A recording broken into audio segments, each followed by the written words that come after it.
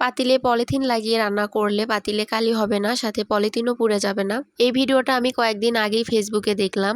এটা কতটুকু সত্য সেটা আজকে আমি প্রমাণ করব। তো জানতে হলে পুরো ভিডিওটি দেখতে হবে। আসসালামু আলাইকুম। আমরা অনেকেই নতুন পাতিলে রান্না করতে চাই না, কালি লাগবে এই ভয়ে। তো তার জন্য আমি আজকে এই পদ্ধতিটা ট্রাই করব, দেখি কি হয়। তো প্রথমে আমি একটা কালি ছাড়া নতুন পাতিল নিয়ে নিয়েছি।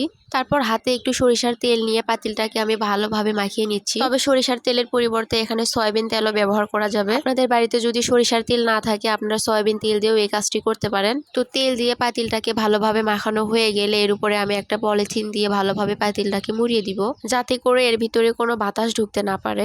এইরকমই দেখছিলাম আসলে ভিডিওতে, জানি না শেষ মুহূর্তে কি হবে। আর এটা যদি সত্যি হয় অবশ্যই আপনারা ভিডিওটা শেয়ার করে দিবেন, কারণ অনেকেই এই বিষয়টা জানে না। ভিডিওটা অনেকেরই উপকারে আসতে পারে। আমরা যারা গ্রামে থাকি তারা কিন্তু মাটির চুলাতেই বেশি রান্না করি, তো তাদের কাজে আসতে পারে ভিডিওটি।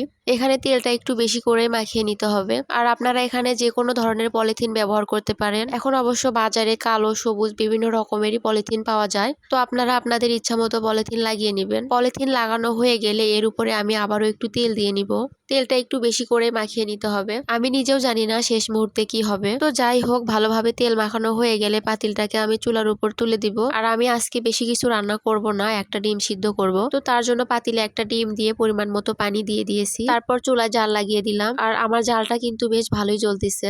শেষ মুহূর্তে যে কি হবে আমি নিজেও জানি না, কারণ আগুনে পলিথিন পুড়বে না এটা কোনো কথা হলো? যেখানে আগুনের একটু তাপ পেলেই পলিথিন পুড়ে গলে যায়। তার জন্য এটা শুনে আমারও একটু অবিশ্বাস হচ্ছিল। জানি না কি হবে, আমার চেষ্টাটা হয়তো বিফলে যাবে। আমি ভাবছিলাম যে পলিথিনটা পুড়ে গলে যাবে নিচ থেকে। আমার জালটা কিন্তু বেশ ভালোভাবে জ্বলতেছে, আপনারা দেখে অবশ্যই বুঝতে পারতেছেন।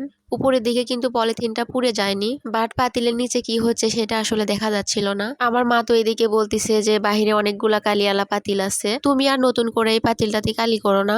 আমার মা তো বলতিছে মোবাইলে এগুলো এমনিতেই দেখায়। আমার তো মার কথা শুনে আরো ভয় লাগতিছে। পাতিলে যদি কালি হয় আজকে তো গালি খেতে হবে আমার। অবশ্য খুব বেশি কিছু বলবে না। আর এইদিকে আমার ডিম সিদ্ধেও কিন্তু বলক চলে এসেছে অলরেডি। তো এই পর্যায়ে আমি পাতিলটাকে নামিয়ে ঠান্ডা করে নিব, কারণ গরম পাতিল তো আমি হাত দিয়ে ধরতে পারবো না। তো ডিম সিদ্ধটাকে আমি একটা বাটিতে ঢেলে নিলাম। এখন আমি আপনাদের পলিথিনটা খুলে দেখাবো। আর দেখুন কত সহজে পলিথিনটা উঠে আসলো। ওয়াও, এটাও কি সম্ভব! আমি তো দেখে পুরাই অবাক হয়ে গেলাম।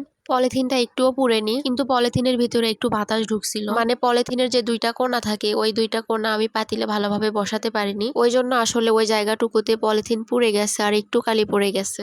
আমার কাছে কিন্তু খুবই ভালো লাগছে বিষয়টা। দেখেন সব কালি কিন্তু পলিথিনে উঠছে, আর পলিথিনটা কিন্তু একটুও পুড়ে যায়নি। শুধু যেটুকু জায়গাতে একটু বাতাস ছিল সেইটুকু জায়গা একটু পুড়ে গেছে। এবার আপনারা হয়তো বলতে পারেন যে ডিমটা ভালোভাবে সিদ্ধ হয়নি, তার জন্য ডিমটাও আমি আপনাদেরকে সিলে দেখালাম। ডিমটাও খুবই ভালোভাবে সিদ্ধ হয়েছে।